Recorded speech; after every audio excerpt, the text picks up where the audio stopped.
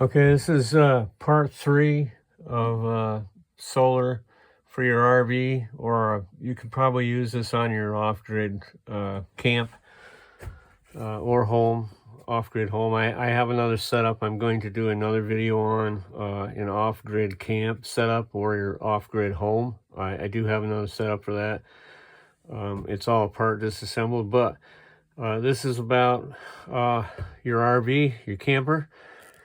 And I'm gonna walk through. This is the third part, and I have a few things I have to correct here. I'm not real tech savvy, and I don't have all kinds of fancy software to edit my videos. My videos are raw; they're as they are. So like, subscribe, and I don't have all those fancy noises. I don't have any of those fancy things, and don't tell me how to wear my hat.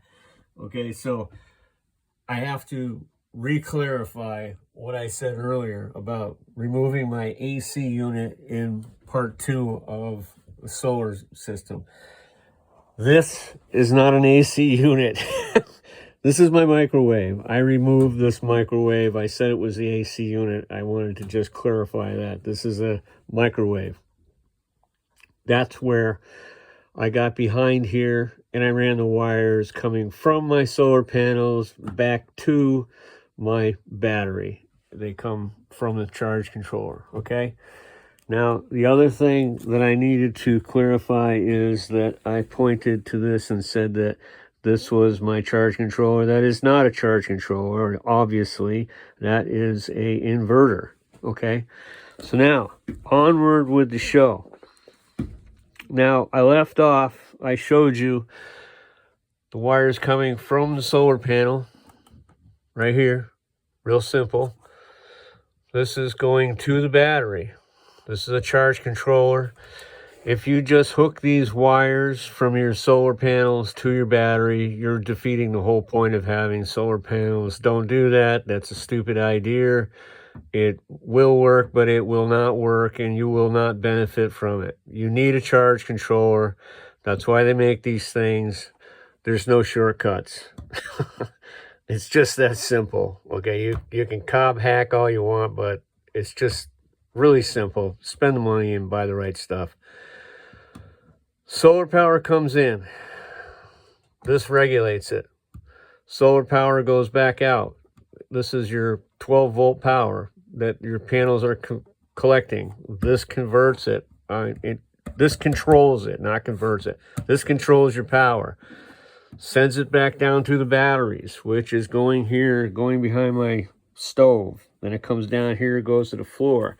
It goes out to my batteries, okay? Now, we left off at my batteries. We're going to go back out here because I can show you easier what I used on my inverter. There we go. So, now, on my inverter, you should use a minimum of aught gauge wire from your inverter to your battery. You do not want to put this inverter a long ways away from your battery. This inverter needs to be as close to your batteries as you can keep it. The shorter the wire, the better energy you're gonna use your energy properly, and you're not gonna waste energy. You're not gonna waste your solar power. Okay. Now, I have an inline fuse here. I don't know if you can see that. There's a fuse there, and that goes to the power side. They do have better fuses for that. And down here, I also have another fuse for my solar panel wires that are going down through the floor.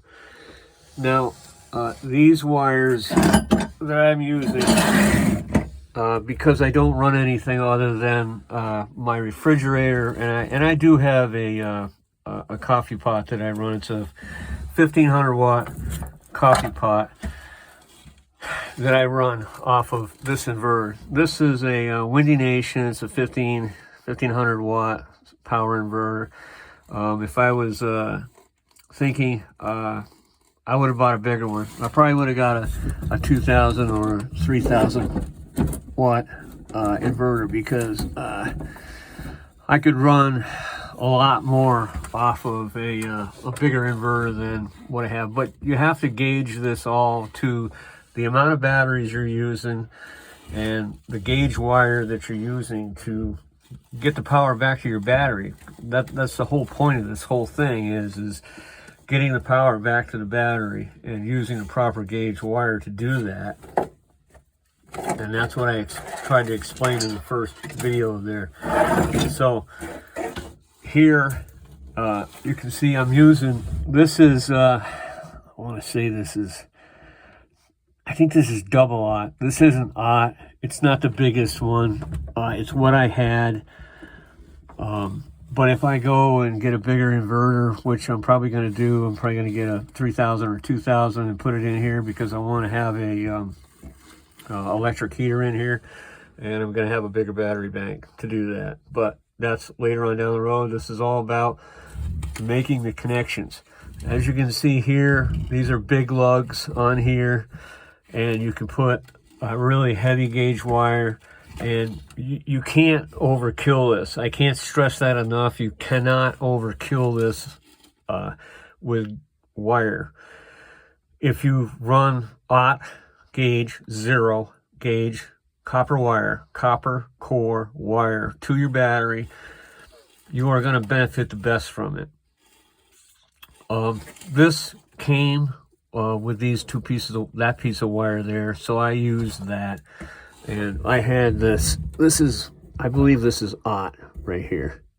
Double aught, I mean. I think double aught is less than aught. But this is what I used, and I run coffee pot off of it. I run my refrigerator off of this, okay? So now, what I did was, like I said before, I got in behind my my power control unit down there for the RV. It comes with the RV when you buy it. And while I was in there, I fished this extension cord, this one here. It's a 14 gauge wire. I went heavy, kind of overkilled it, but anyway, what the hell.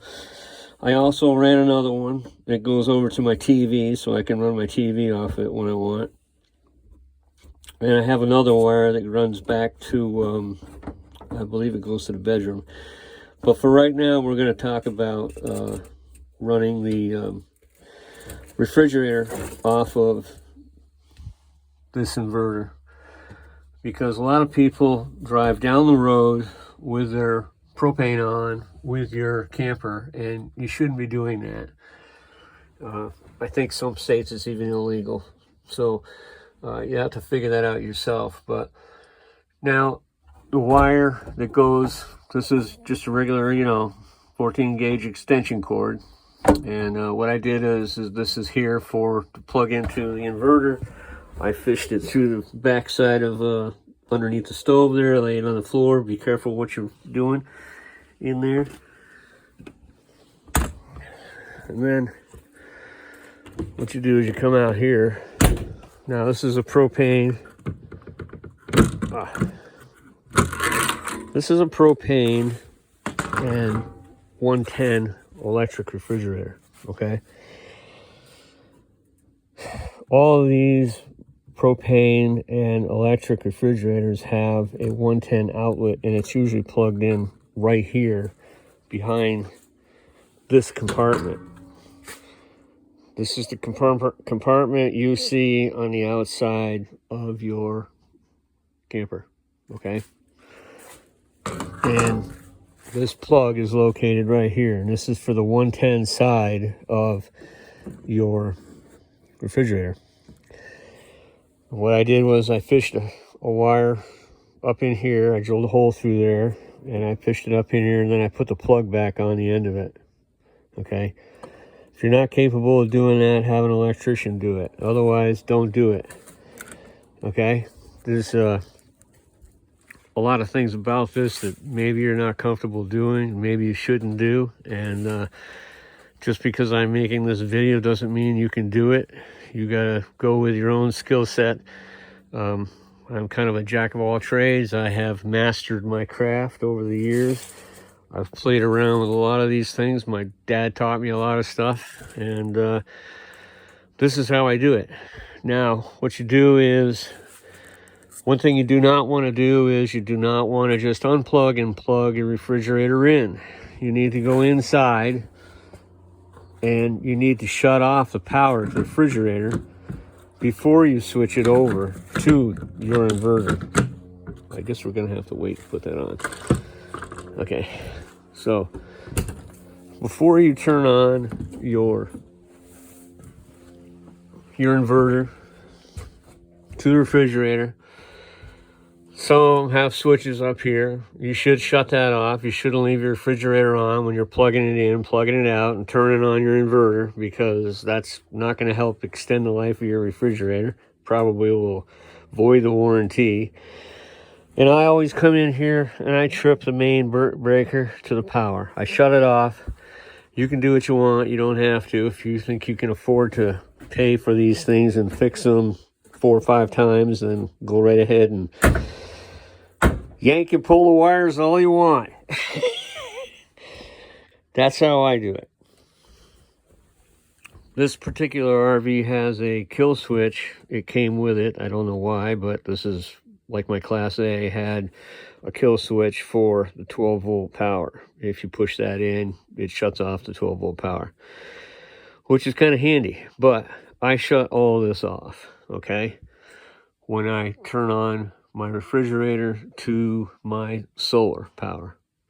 Turn everything off and then switch it all over. Turn everything back on when you're all set up. And you should be good to go. And that's the part 3 of the solar on your solar panels. And like I said, I'm not getting anything from Analogy.